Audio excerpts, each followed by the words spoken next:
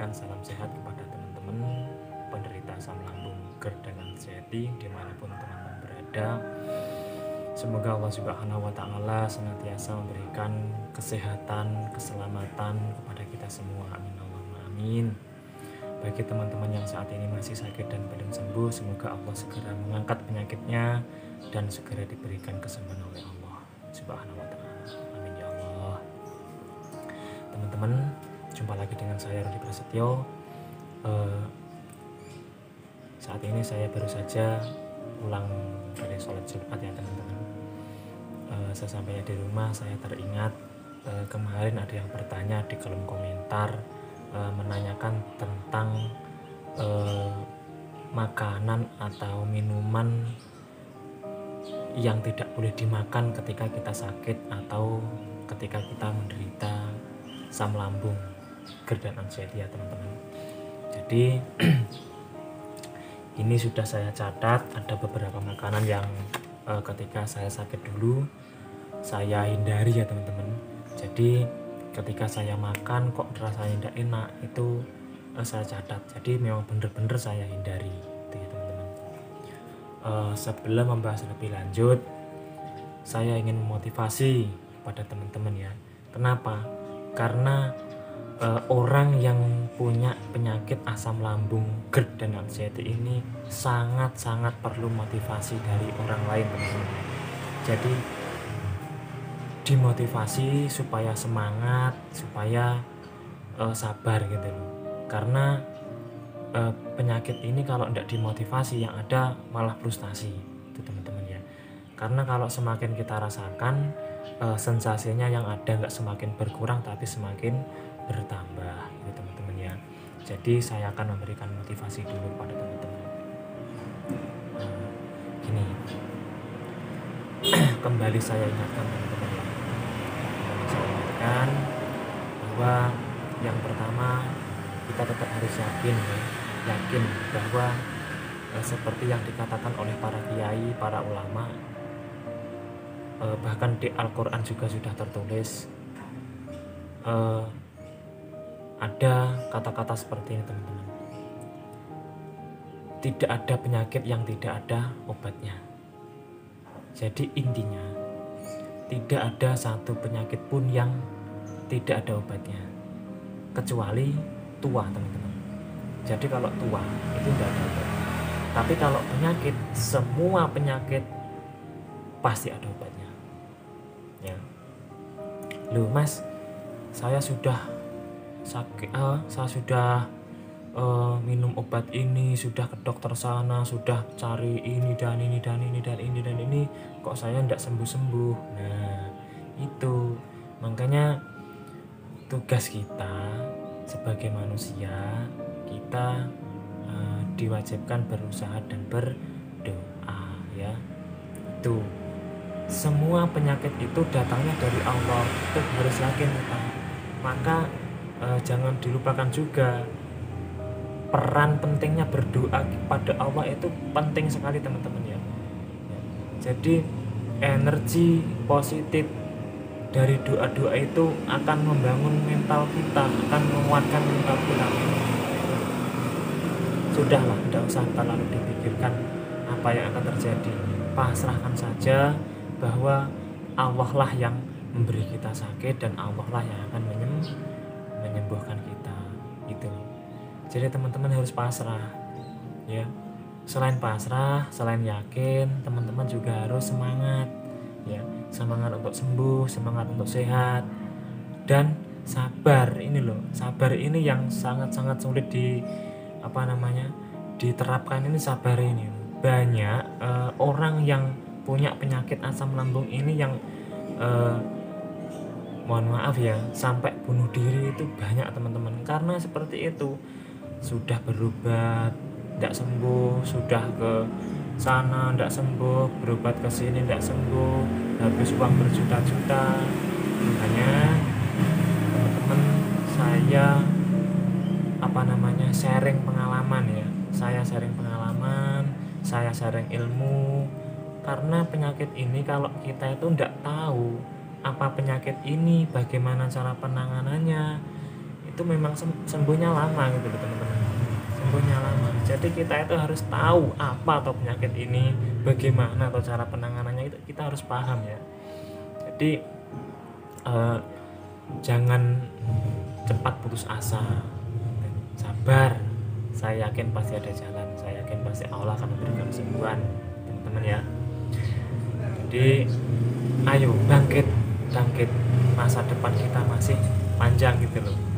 Sudah, pasrahkan saja, Allah maha tahu, Allah maha mengetahui yang terbaik buat hambanya itu ya.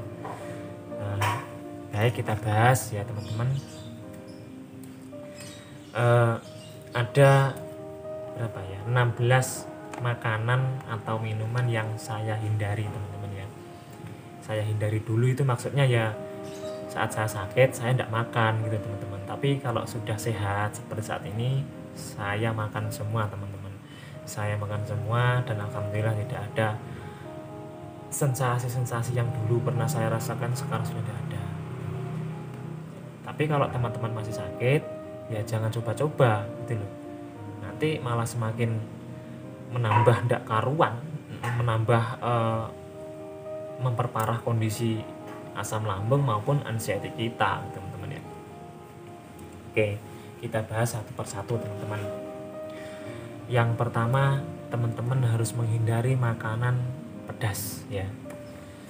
Jadi makanan pedas itu kalau lambung kita luka itu bisa melukai lambung ya. Rasa pedas itu bisa melukai lambung teman-teman, memperparah luka yang ada di lambung itu maksudnya. Jadi makanya teman-teman jangan makan makanan yang rasanya pedas gitu loh. Saya dulu juga gitu teman-teman. Jadi selama saya sakit sampai sekarang tahun 2019, itu dari tahun 2012 saya tidak tahu kalau saya punya penyakit ini. Saya juga tidak menerapkan pola 3P, tidak pasrah dan sebagainya. Yang ada kondisi tambah tidak karuan, tambah buruk. Bahkan juga sempat saya itu hampir putus asa teman-teman ya. Bayangkan teman-teman, saya 7 tahun sakit teman-teman ya. Jadi ya untuk makanan pedas itu wajib dihindari ya. Terus yang kedua, teman-teman juga harus menghindari makanan asam ya. Makanan yang rasanya asam, entah itu dari sayur, dari makanan atau dari buah, yang pokoknya yang rasanya asam itu tolong dihindari dulu, karena itu bisa meningkatkan asam lambung kita. Untuk yang ketiga, teman-teman harus menghindari makanan panas ya. Jadi makanan yang baru matang, yang masih ada uapnya itu jangan langsung dimakan. Itu didiamkan dulu supaya dingin, itu baru boleh dimakan. Itu yang nomor 4, makanan atau minuman dingin yang terlalu dingin gitu loh. Contohnya kita mau makan makanan atau minuman yang kita ambil dari kulkas, itu jangan langsung dimakan atau jangan langsung diminum, tapi didiamkan dulu, tunggu suhunya stabil, suhunya normal itu teman-teman, itu baru boleh kita makan supaya kondisi lambung kita tidak kaget gitu loh ya. Itu yang kelima, teman-teman harus menghindari makanan berminyak dan berlemak teman-teman ya. Jadi teman-teman harus menghindari makanan yang apapun makanannya yang mengandung minyak dan berlemak itu jangan dimakan. Saya dulu juga pernah makan teman-teman ya, padahal saya hanya makan tempe teman-teman ya. Tapi karena tempe itu dimasak dengan cara digoreng, itu juga tidak enak di perut. Itu langsung naik asam lambung saya, langsung. Padahal hanya satu iris itu loh, tidak banyak, itu langsung naik teman-teman ya. Jadi teman-teman kalau makan makanan apapun, jangan makan yang digoreng ya. Ya makanan itu kalau yang tidak dipantang pun kalau digoreng itu juga tidak enak rasanya, akan meningkatkan asam lambung kita gitu loh teman-teman. Jadi cara masak itu juga berpengaruh gitu loh, bukan hanya makanannya yang tidak boleh, tapi walaupun makanan itu boleh dimakan, kalau cara masaknya salah itu juga akan memperburuk atau meningkatkan kondisi asam lambung kita, teman-teman. Jadi teman-teman ya, kalau saran saya, makanan itu lebih baik dikukus itu ya, atau direbus, itu lebih baik, lebih aman untuk lambung kita, teman-teman. Nomor 6, teman-teman juga harus menghindari kacang ya. Saya dulu pernah makan kacang, teman-teman ya. Saya makan setelah udah ada 1 jam, beberapa menit udah enak itu loh. Itu juga langsung saya hindari. Itu masuk catatan gitu loh. Yang nomor 7 ada coklat ya. Coklat itu jangan dihindari dulu ya. Ada susu, ada keju. Itu juga dihindari karena kandungan coklat, susu dan keju itu juga banyak lemaknya, teman-teman ya. Banyak lemaknya. Jadi lemak itu tidak bagus itu loh. Tidak bagus untuk kondisi asam lambung kita, tidak bagus. Nomor 10 ada minuman bersoda, teman-teman. Jadi teman-teman harus menghindari minuman yang bersoda. Banyak merek di Indomaret atau di toko-toko, tidak usah saya sebutkan. Pokoknya setelah saya minum minuman bersoda, itu pasti rasanya tidak enak. Itu pasti. Makanya saya hindari gitu loh. Nomor 11, teman-teman harus menghindari kopi atau teh ya. Saya dulu gitu, teman-teman, tidak tahu kalau ternyata kopi atau teh itu bisa meningkatkan asam lambung gitu loh, teman-teman ya. Kok rasanya begah gitu, teman-teman, kembung gitu loh, kembung. Sebenarnya kondisi satu orang dengan orang lain itu berbeda, teman-teman, tidak sama. Ada yang minum kopi tidak kenapa-napa, ada yang minum teh tidak kenapa-napa, tapi kalau saya itu kok kenapa-napa gitu loh, kok tidak enak gitu, makanya saya hindari, teman-teman. Nomor 12 ada santan. Jadi teman-teman harus menghindari santan ya. Jadi selama saya sakit, saya tidak pernah makan santan, teman-teman. Jadi saya selalu kalau makan sayur ya sayur bening gitu. Bahkan sampai saat ini pun saya sudah terbiasa dengan makan sayur bening, teman-teman ya. Kalaupun makan santan itu ya sudah berani sekarang, tapi ya untuk keamanan ya mungkin kalau tidak untuk lambung ya menghindari penyakit yang lain lah. Kalau santan itu kan pemicu penyakit seperti kolesterol dan sebagainya gitu. Jadi tidak mengkonsumsi santan itu menurut saya lebih baik gitu. Tapi ya ada orang itu kalau nggak makan itu, kalau sayurnya tidak bersantan itu kok kurang semangat, itu ada seperti itu ya, berbeda-beda ya. Tapi kalau saya mungkin karena sudah terlanjur dari saya sakit, bayangkan teman-teman, sudah 7 tahun loh saya sakit itu. Jadi ya kalau saya tidak makan santan itu ya saya sudah terbiasa gitu.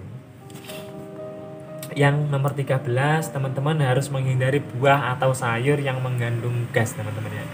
Jadi teman-teman harus menghindari sayur yang mengandung gas. Cari di Google makanan apa saja, sayuran apa saja yang mengandung gas. Tapi kalau yang pernah saya makan ya, itu ketika saya makan sawi, teman-teman ya, sawi itu pasti di perut tidak enak. Nah itu kalau sudah tidak enak itu langsung saya catat, itu saya tidak makan sawi gitu. Itu saya hindari. Tapi alhamdulillah sekarang saya sudah tidak apa-apa kalau makan sawi, alhamdulillah. Nomor 14, teman-teman harus menghindari mie instan ya. Karena mie instan itu ketika saya sakit dulu juga gitu, juga tidak enak di perut, langsung kembung gitu loh. Itu juga wajib dihindari. Terus nomor 15, teman-teman juga menghindari ketan ya, teman-teman. Ketan. Jadi ketan itu kan lengket ya. Kalau kita makan itu kan membuat kerja lambung kita kan berat ya. Lambung kita sudah luka, kalau dipaksa bekerja yang berat-berat, kasihan kan. Itu akan memperparah kondisi lambung kita, yang luka semakin parah dan juga mengeluarkan karena sulit dicerna, menghambat pengosongan lambung itu loh. Karena sulit dicerna, akhirnya asam lambungnya semakin banyak yang dikeluarkan gitu loh. Kalau semakin banyak akhirnya naik ke kerongkongan gitu. jadi dihindari ya teman-teman. Kalau makan ketan, tolong jangan makan ya teman-teman ya. Terus yang nomor 16 ada sayur nangka muda teman-teman. Kalau di desa itu namanya gudeg teman-teman ya, sayur gudeg atau tewel, sayur tewel itu kalau di desa namanya itu juga ndak enak teman-teman. Kalau makan itu wah langsung perut saya itu langsung kembung, mas, pokoknya ndak enak itu tolong dihindari gitu ya teman-teman ya. Jadi kalau menurut saya, sementara yang saya catat itu ada 16 ini jenis makanan yang pernah saya hindari ketika saya sakit. Tapi memang bener-bener dihindari teman-teman ya, jangan coba-coba. Nanti gini, misalkan wah saya sudah enak, saya mau coba itu jangan itu ya. Itu kalau kita itu masih ragu, itu jangan pernah dicoba gitu loh. Tapi kalau kita sudah yakin kalau kita sembuh, kita sudah sensasi yang ada yang pernah muncul itu sudah tidak ada, itu kalian kalau teman-teman yakin itu silahkan dicoba untuk mengetes saya itu sudah sembuh apa belum itu silahkan. Tapi kalau masih ragu jangan dipaksakan, karena sesuatu yang dipaksakan itu tidak baik teman-teman.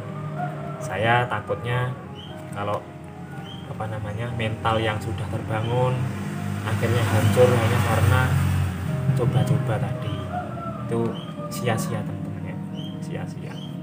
Jadi ini teman-teman ya, kita sharing pengalaman, berbagi informasi terkait penyakit asam lambung.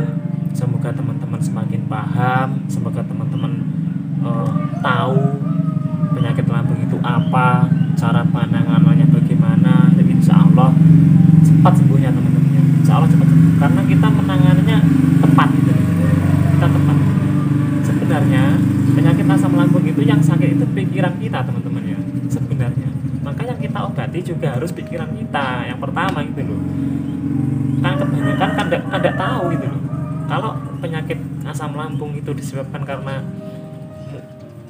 perutnya, lambungnya yang diobati lambungnya, tapi pikirannya tidak, ya kan tidak pas gitu loh. Jadi yang sakit pikirannya, yang diobati lambungnya gitu. Setelah saya tahu penyakit ini asal mulanya dari pola pikir kita, ya yang pertama saya obati pola pikir kita. Terus yang kedua yang saya obati baru lambung. Itu insya Allah hasilnya maksimal teman-teman ya. Jadi yakin, sabar, semangat, berdoa, pasrah teman ya. Jadi itu kalau itu teman-teman bisa menerapkan, saya yakin Allah pasti akan memberikan kesembuhan, pasti. Dan tugas kita sebagai manusia itu hanya berdoa dan berusaha. Biarlah Allah yang menentukan, karena Allah yang mengatur segalanya teman-teman ya. Jadi jangan panik, jangan takut, serahkan pada yang kuasa. Insya Allah saya yakin pasti kita semua akan diberikan kesembuhan teman-teman ya. Terkait dengan beberapa makanan pantangan yang telah saya sebutkan tadi, mungkin ada teman-teman yang bisa menambahkan, atau saya pernah merasakan gini mas, saya makan gini tidak enak, silahkan bisa ditambahkan di kolom komentar ya. Atau kalau ada pertanyaan silahkan ditanyakan di kolom komentar. Kalau saya tidak repot, saya ada waktu, pasti saya jawab teman-teman ya. Jadi misalnya ada mas, saya itu kalau makan pisang saya tidak kenapa-napa gitu loh. Tapi saya teman-teman ya, saya dulu itu lucu, pisang itu kalau tidak direbus itu saya tidak kenapa-napa teman-teman. Tapi kalau saya makan pisang yang direbus itu kok tidak enak itu rasanya gitu loh. Kenapa itu saya juga tidak tahu. Apa mungkin kalau tidak direbus kan sudah matang ya, rasanya kan manis. Tapi kalau pisang yang direbus itu kebanyakan kan kalau di desa itu pisang yang kurang matang, setengah matang gitu loh, belum kuning, itu kan rasanya kan masih asam. Itu kalau direbus itu kan bisa dimakan gitu loh. Itu saya juga kurang tahu ya apa kandungan yang ada di dalamnya itu, karena saya juga bukan dokter. Jadi ya kalau saya ya tergantung kondisi teman-teman, boleh dimakan boleh tidak gitu loh. Tapi kalau menurut lambung teman-teman itu ndak enak gitu loh, itu ya jangan dipaksa, jangan dimakan teman-teman ya. Mungkin itu yang dapat saya sampaikan. Semoga informasi saya bisa bermanfaat, bisa berguna kepada teman-teman semua. Sekian saya akhiri. Assalamualaikum warahmatullahi wabarakatuh. Salam sehat dan semangat.